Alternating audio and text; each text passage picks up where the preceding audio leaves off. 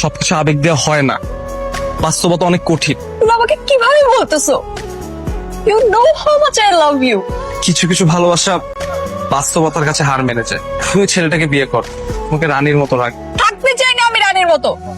You are a selfish person. আগে জানলে আমি তোমার মতো ছেলেকে কখনো ভালোবাসতাম না। চলে যাচ্ছি আমি তোমার লাইফ থেকে, আর কখনো তোমার চোখের সামনে আসবো। ভাইয়ের তোমার ভাবি মিলি, আসো আসো। আমি বরং আরেকদিন এসে খেয়ে নেবো ভাই। কেন, আমরা একসাথে খাবো, এই জন্য তোমাকে নিচে নিয়ে আসলাম। সমস্যা নেই ভাই, আজ উঠি। কি ব্যাপার, 1 টাকা যদি তোমাকে দিয়ে ঠিক মতো হয় না? কোনো কাজই তো ঠিক মতো পারো না। এক গ্লাস পানি দিবা মেহমান আসছে, সেটাও ঠিক মতো পারো না, পানিটা ফেলে দিলা। যাও থেকে। 4 বছর পর মিলাকে আমি এভাবে দেখবো আশা করিনি।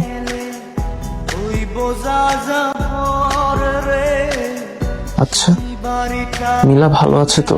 যাই হোক, যত তাড়াতাড়ি সম্ভব আমাকে অন্য একটা বাসা ঠিক করতে হবে।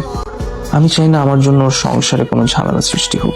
মাধবীলতা, তুমি যদি কখনো তোমার মাধবীলতাকে খুঁজে পাও তাহলে কি করবে? ভীষণ ভালোবাসবো। কেমন আছো তুমি? ভালো। সত্যি ভালো আছো? ভালো আছে। আগের থেকে অনেক চুপচাপ হয়ে গেছে। সেটা তোমার মনের ব্যাপার, কিন্তু আমি খুব ভালো আছি। ভালো হয়েছিল সেদিন তুমি আমার হাতটা ছেড়ে দিয়েছো, না হলে হয়তো আমি আমার এই সুখের সংসারটা মিস করতাম। আমাকে জিজ্ঞেস করবে না আমি কেমন আছি? তোমার কথা তো আমি ভুলেই গেছি, কি জিজ্ঞেস করবো আমি তো। তবে একটা কথা বলি, যত দ্রুত সম্ভব এই বাসা ছেড়ে চলে যাও।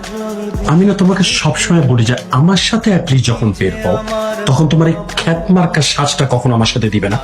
তুমি কি একটু আপডেটেড হতে পারো না? তোমাকে নিয়ে কোথাও যেতে গেলে আমার রীতিমতো লজ্জা লাগে। খ্যাত কথা, শাড়ি চুড়িতেই আমি বেশি কমফোর্টেবল। আমার ভুল, আমি জানতাম তুমি একটা শিক্ষিত, তুমি একটা স্মার্ট মেয়ে, আমার সাথে অ্যাটলিস্ট কোথাও যেতে পারো। তুমি যে মেন্টালিটি যে তোমার খ্যাত, সেটা তো কখনো বুঝতে পারি নাই।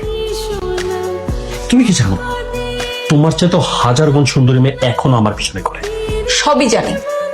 2 দিন পর পর যে ট্রিপের বাহানা দিয়ে তুমি কোথায় যাও সবই আমি জানি।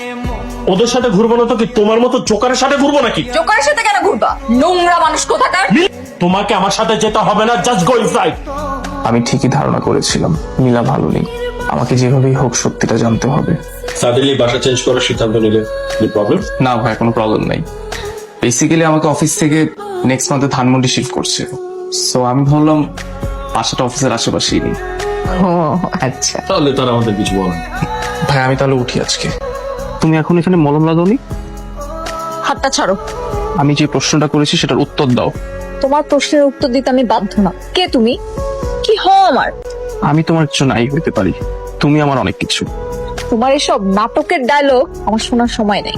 এখানেই দাঁড়িয়ে থাকবো, আমি আসতেছি। কেন তুমি বারবার আমার সামনে আসছো মাহির? তোমার নাম যে এখনো আমার প্রার্থনা। তোমার সাথে কাটানো স্মৃতিগুলি বৃষ্টির মতো কখনো হালকা, কখনো বা ভারী, যা আমাকে সবসময় ভিজিয়ে রাখে। তোমাকে না পাওয়ার দুঃখগুলো বিছানার তলে রাখা পুরনো সংবাদপত্রের মতো হয়ে যাবে।